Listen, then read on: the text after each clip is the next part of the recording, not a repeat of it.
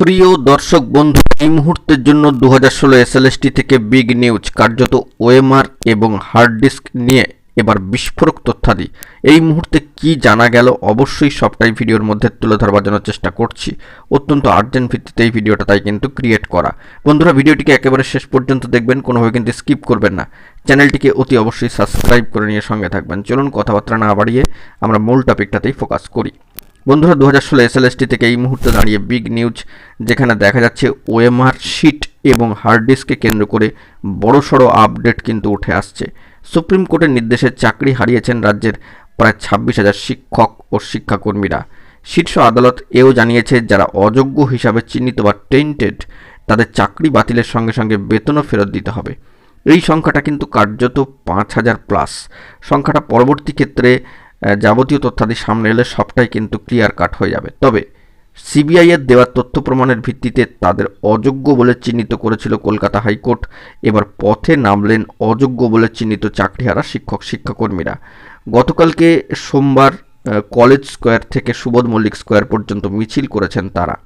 চিহ্নিত অযোগ্যদের দাবি যে এই তকমার জেরে কার্যত তাদের সামাজিক সম্মান কিন্তু নষ্ট হচ্ছে। একই সঙ্গে প্রশ্ন ওঠে যে সিবিআই এর তথ্য প্রমাণ নিয়ে কার্যত প্রশ্ন তুলছেন তারাই। চাকরিহারা এক প্রার্থী বলছেন যে অনেক শিক্ষক শিক্ষাকর্মীদের ওএমআর শিটে গণ্ডগোল রয়েছে বলে কোর্টে তথ্য দিয়েছিল সিবিআই।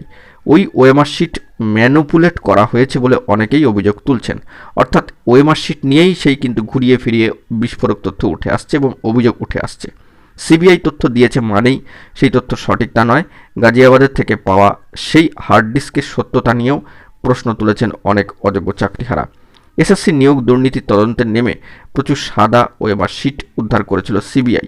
অর্থাৎ কোনো প্রশ্নের উত্তর না লিখে সাদা ওএমআর শিট লিখেই কিন্তু কেউ কেউ পাশ করেছেন এবং নিয়োগ পেয়েছিলেন বলেও কিন্তু অভিযোগ ছিল। মূলত তারা অযোগ্য হিসেবে চিহ্নিত করছেন, তাদেরকে চিহ্নিত করা হয়েছে। এসএসসির প্যানেলের বাইরে থেকে অনেকে চাকরি পেয়েছেন এমনও কিন্তু অভিযোগ উঠেছে। তাদেরকেও সিবিআই কিন্তু অযোগ্য বলে চিহ্নিত করেছেন। কার্যত মেয়াদ উত্তীর্ণ প্যানেল থেকে যারা চাকরি পেয়েছেন তারাও মহামান্য আদালতের চোখে কার্যত অযোগ্য হিসাবে চিহ্নিত হয়েছেন। তো সেই দিক থেকে যোগ্য অযোগ্য পৃথকীকরণ তো প্রয়োজনই। তবে সেক্ষেত্রে গতকালকে আরও একটি আন্দোলন অবস্থান কর্মসূচি কিন্তু দেখলো কলকাতা রাজপথ, যেখানে গতকালকে সোমবার চাকরি হারিয়ে অযোগ্য বলে কার্যত অযোগ্য বলে চিহ্নিত চাকরিহারা শিক্ষক শিক্ষাকর্মীরা কলেজ স্কোয়ার থেকে সুবোধ মল্লিক স্কোয়ার পর্যন্ত মিছিল করেছেন। অভিযোগ সেই ওএমআর শিট এবং হার্ড ডিস্কের সত্যতা।